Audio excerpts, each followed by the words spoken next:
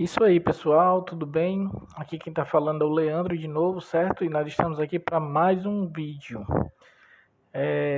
De antemão, gente, eu vou pedindo desculpa porque nos áudios anteriores, aparentemente, algumas pessoas estão tendo problemas para ouvir eles no telefone sem o fone de ouvido, certo?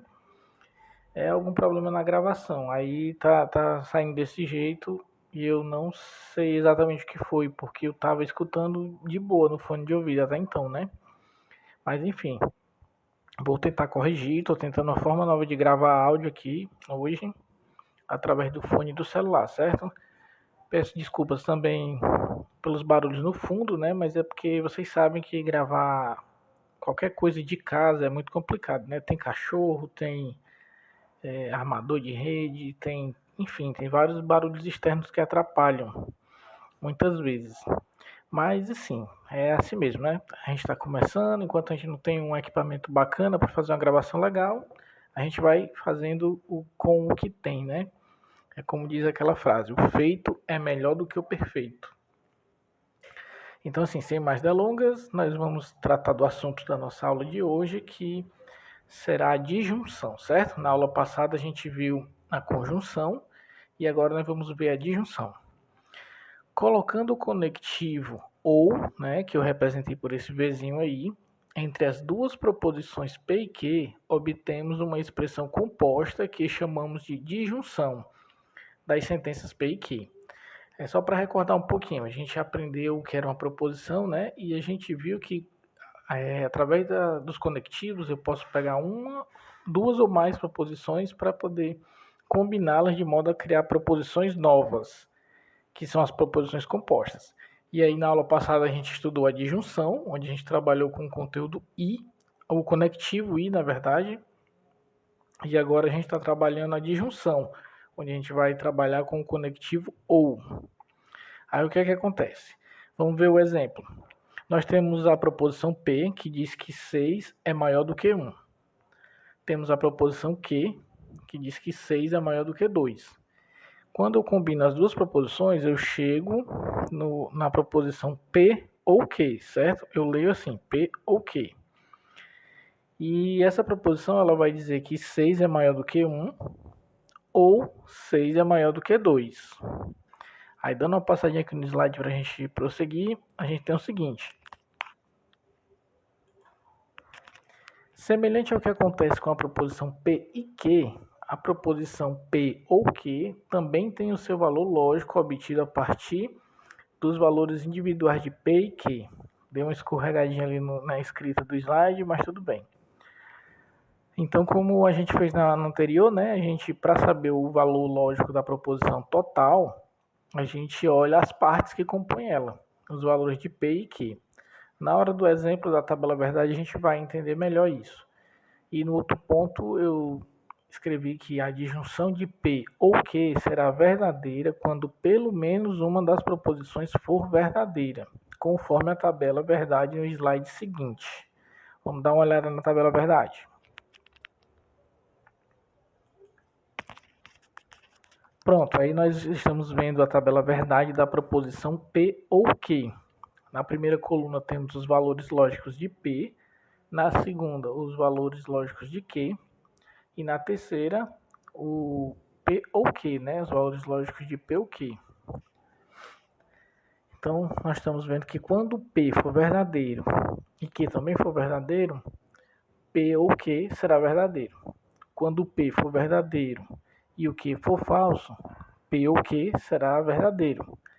Quando P for falso e o Q for verdadeiro, então P ou Q será verdadeiro também. E quando P for falso e Q também for falso, a proposição P ou Q será falsa também.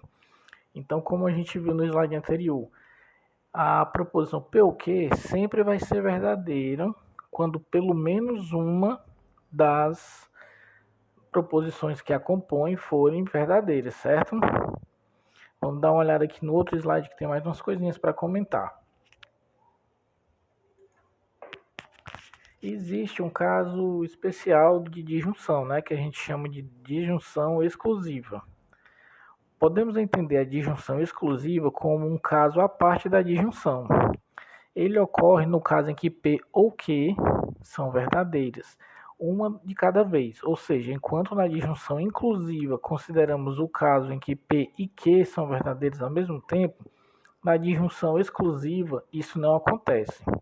É basicamente assim, gente. Quando a gente deu uma olhada na tabela verdade, a gente viu que a tabela sempre a proposição P ou Q, ela sempre vai ser verdadeira quando pelo menos uma for verdadeira, certo?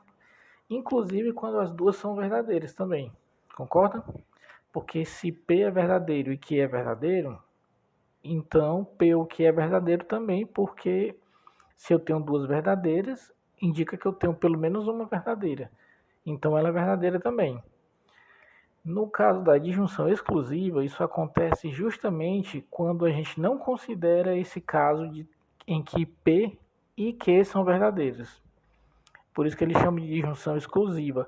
Ou uma ou a outra é verdadeira. Não acontece o caso em que as duas são verdadeiras. Vamos dar uma olhadinha no exemplo para a gente entender.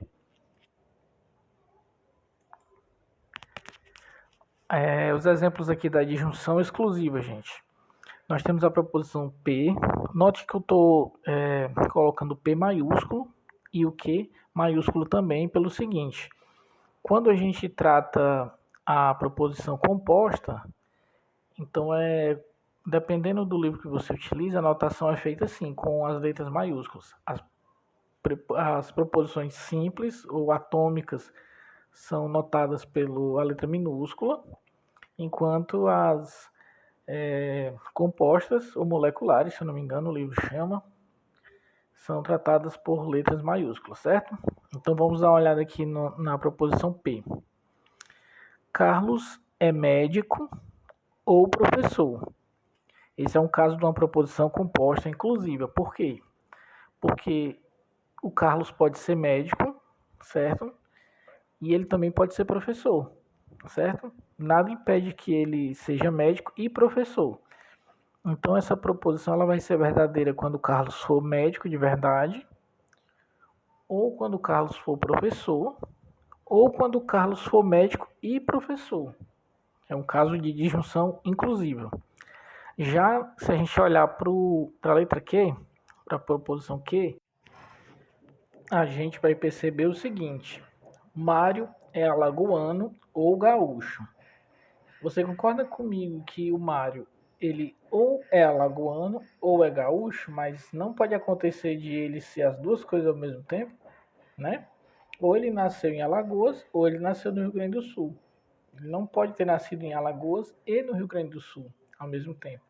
Então esse é um caso clássico de disjunção exclusiva, onde só uma das duas opções é verdadeira. Nesse caso a gente vai dar uma olhada aqui na tabela verdade quando isso acontece. Só um momento, deixa eu passar aqui. Só um momentinho. Pronto, a tabela verdade da disjunção exclusiva é praticamente igual à da disjunção inclusiva. A única diferença está na primeira linha, porque enquanto na disjunção inclusiva, quando P é verdadeiro e Q é verdadeiro, P ou Q também era verdadeiro, o que era possível de acontecer as duas coisas ao mesmo tempo. No nosso caso aqui da disjunção exclusiva, isso não é mais possível. Então, quando o P for verdadeiro e o Q for verdadeiro, a expressão P ou Q será falsa. E é isso aí, gente. Assim a gente encerra a aula de hoje, certo? Eu vou pedir novamente para que vocês dêem um like no vídeo, se inscreva no canal, compartilhe se tiver ajudado você. E eu vou novamente colocar aqui nos comentários, na descrição, aliás, o link dos materiais que eu estou usando para gravar as aulas. Eu espero que vocês gostem. Fui!